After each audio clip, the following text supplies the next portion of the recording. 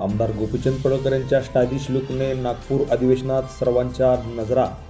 जत तालुक्याचे आमदार गोपीचंद पडळकर हे विजयी होऊन 1 वर्षे आता पूर्ण झालेले आहेत। 1 वर्षाच्या काळामध्ये संपूर्ण महाराष्ट्र त्यांना वेगळ्या नजरेनं बघतोय।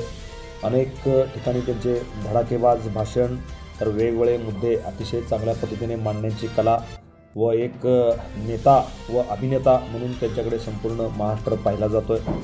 नागपूर हिवाळी अधिवेशन सध्या गेल्या 2 ते 4 दिवसापासून या ठिकाणी सुरू आहे। मात्र पहिल्याच दिवशी जत तालुक्याचे आमदार गोपीचंद पडळकर यांचे स्टायलिश लुकने संपूर्ण लोकांच्या नजरा त्यांच्यावरती खेळल्या। एकंदरीत जत तालुका हा दुष्काळी तालुका असला तरी गेल्या 30 ते 35 वर्षापासून या तालुक्याकडे जिल्ह्यातील व राज्याची अनेक मंत्र्यांनी व नेत्यांनी दुर्लक्ष केले। मात्र गेल्या वर्षभरापासून आमदार गोपीचंद पडळकर हे आमदार झाल्यापासून या तालुक्याचे नाव मात्र संपूर्ण महाराष्ट्रभर चर्चेत ठेवण्यात त्यांना यश आलेलं आहे। अनेक योजनांचा धडाकाही त्यांनी जोरदारपणे लावलेला आहे।